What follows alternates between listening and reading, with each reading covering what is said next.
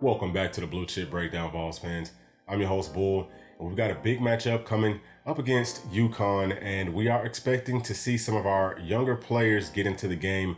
So we're going to break down our top 10 players that I want to see, or, that we kind of need to see. So starting off with number 10, we've got Khalifa Keith. Now, he is a true freshman. He's played in 7 games this season. And if you're like me, you're probably wondering when and where did he play? Probably was hidden somewhere on special teams. But he's a guy that cannot redshirt because he's played more than 4 games this season. And he is 6'1", 230 pounds. He's a bigger bodied running back. He's more of a bruiser.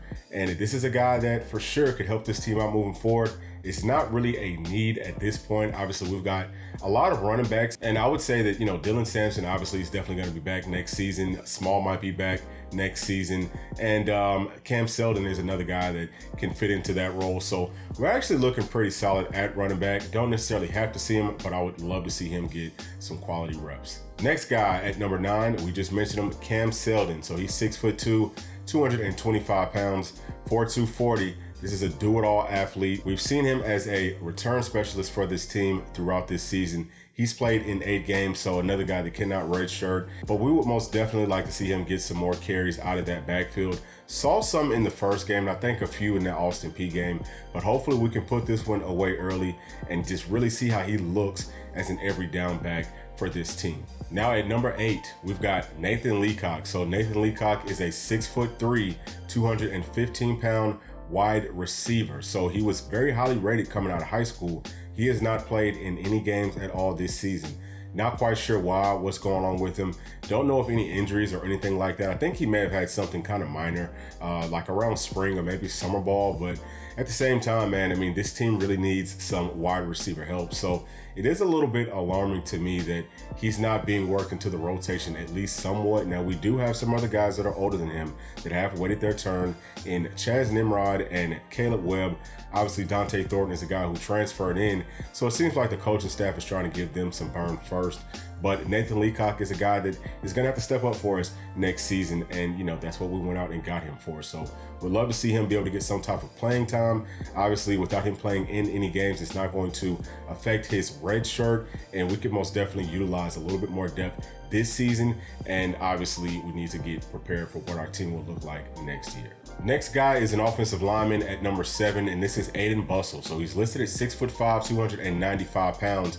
This is a guy that, just from looking at his high school film, I feel like he was the best offensive lineman in that 2023 class. Unfortunately, though, he has not seen the field. Again, not sure if there's any injuries going on there. Does seem like he probably needs to gain some weight. Came in kind of late, didn't come in early. And, that makes a big difference for a lot of these freshmen coming in. You've got to get your body acclimated to being able to play college football. I think that this will be a good opportunity if we can get him in, just to get him some solid game reps. If, the coaching staff feels like he's strong enough to hold up, in college football. Number 6 is another offensive lineman from the 2023 class in Vyson Lang, 6'4", 337 pounds.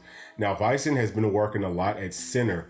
We know that Cooper Mays is probably going to be leaving us next season, unfortunately, but we will have to find somebody to step up at that center position.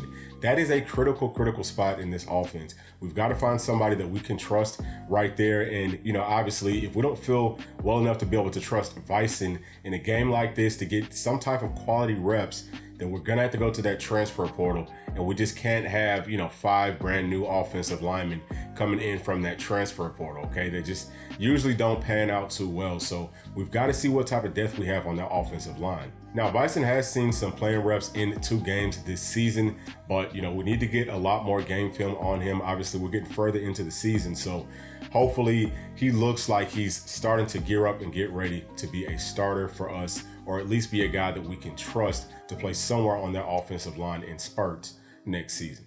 All right, so at number 5, I've got John Slaughter at safety, another 2023 guy, 6'2", 195 pounds. We've got 2 seniors right now starting at safety. They're both going to be gone next season, okay?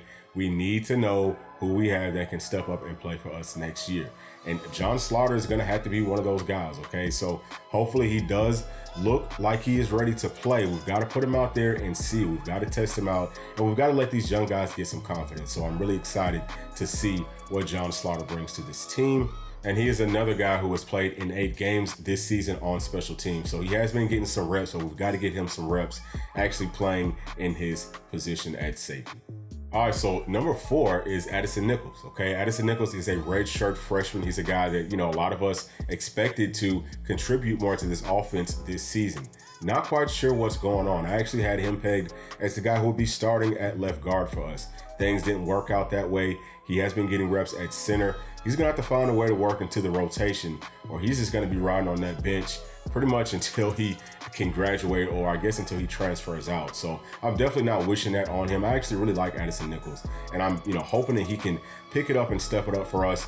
Again, not quite sure why he hasn't been playing more.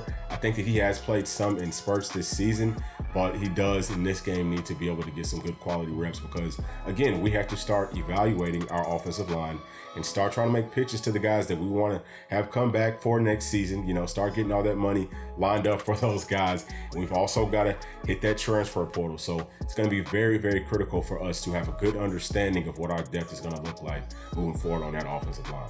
Now at number 3, I've got another offensive lineman from the 2023 class, Shamarad Umarov. So he's 6'7", 320 pounds.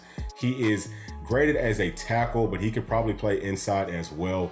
Looks pretty good in spring ball. Looked like he needed to gain a little bit more weight. Again, he is 6'7", so he may look a little bit lankier, but that is a good thing. He's got a longer body and he can add more weight to his frame. He should be a really solid player for us, but we haven't seen much of him throughout this season.